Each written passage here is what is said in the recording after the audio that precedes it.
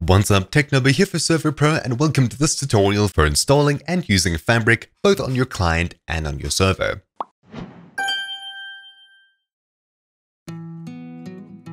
Fabric is an awesome Minecraft mod loader much like Forge. It's super lightweight and has tons of different super customizable mods. Much like Forge, you'll need to install it both on the server side and client side for people to play on your server. So let's get started with that process. The first step is installing Fabric on the client side. In the description down below, you'll find a link to fabricmc.net/use. On this page, we'll be downloading the Fabric installer. You'll need this for both the server and client side. So I'll click Download Installer, Universal or Jar. You can of course also use Windows exe. When prompted if you'd like to keep the file, make sure to click Keep and then simply open it. Assuming you have Java installed, it should work properly. Otherwise, you can use the Windows installer over here. After the program launches up, all you have to do is pick a Minecraft version, and you can of course also show snapshots in the list. Then you can pick a loader version, but you should leave this at the latest. And then we have the install location. Simply leave this as default if it's set up to be your Minecraft folder. Otherwise, if you know you have it installed elsewhere, you can change it here. At the very bottom, leave Create Profile checked, as we'll be able to play it immediately in the Minecraft launcher. Simply click Install, and almost immediately you can see Fabric Loader has been installed. Many mods also require you to put FabricAPI into the mods folder. So let's go ahead and do that. You'll find a link to this in the description as well down below. But before we get there, hit OK and you can close out of the installer. The FabricAPI page that we just talked about is a mod for Fabric that lets it work with tons of other mods. When you get to this page, head across to the Files tab at the very top and then simply locate a version of the Fabric API that works with your client. As you can see, 1.16.5, Fabric API 0.32.5. My client is currently running 1.16.5, so this is the version that I'll be downloading. After the download completes, I'll click Keep and we'll put this in our mods folder. To get there, hold Start and press R to bring up the Run dialog box. Inside of here, type in %appdata% and hit enter. Then, when the new file browser pops up, open up the .minecraft folder, followed by the mods folder over here. Then simply drag the Fabric API from your browser into the mods folder.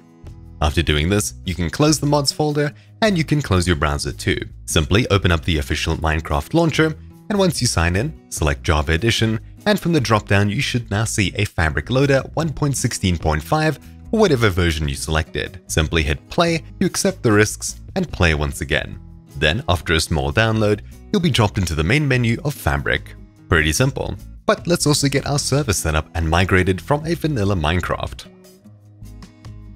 Simply head across to your Minecraft Server.pro dashboard and click Change next to the Minecraft version at the top if you aren't running a vanilla server on the correct version of the game. So I'll click Change, select Type to be vanilla, and I'll choose 1.16.5. We recommend to remove previous files so that there are no conflicts with the previous server files. This is important as it reduces the chances of your server crashing or corrupting files.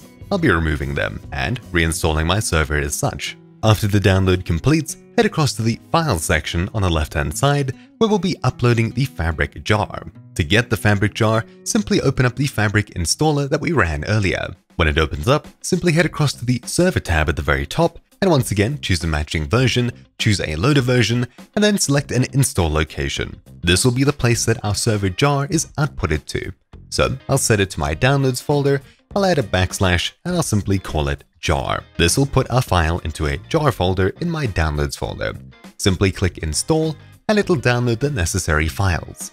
Eventually, we'll see this over here asking us to download the 1.16.5 server jar. Don't worry, we've already got this on our Server.pro dashboard. What we're going to do is upload the Fabric server launch jar that we've just generated and we'll put it on our server. So simply hit done at the very bottom and you can close the Fabric installer. Opening up my downloads folder and then the jar folder, you can see Fabric server launch.jar inside of here. All that we're going to do is upload this to the root directory of our Minecraft server on our Server.pro dashboard. Make sure to turn off your server using the power button in the top left. Then click Upload on the right.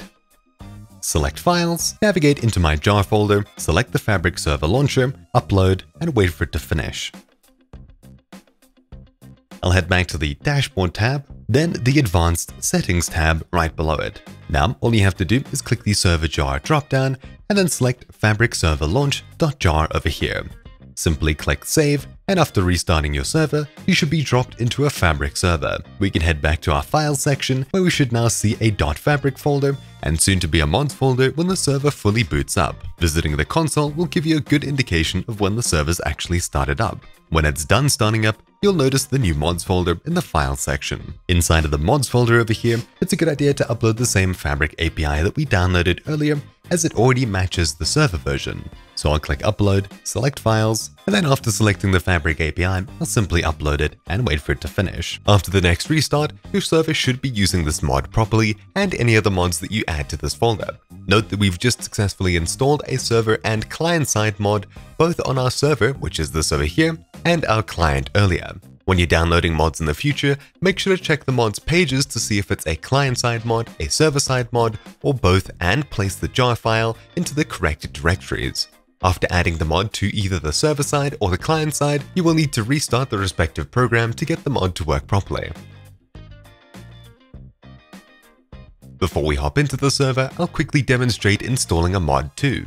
Heading across to CurseForge, for example, we have a bunch of Fabric mods here. I'll be installing the Falling Tree mod. Break a single block and the entire tree will come collapsing down. On the Files section, they have files for both Forge and Fabric.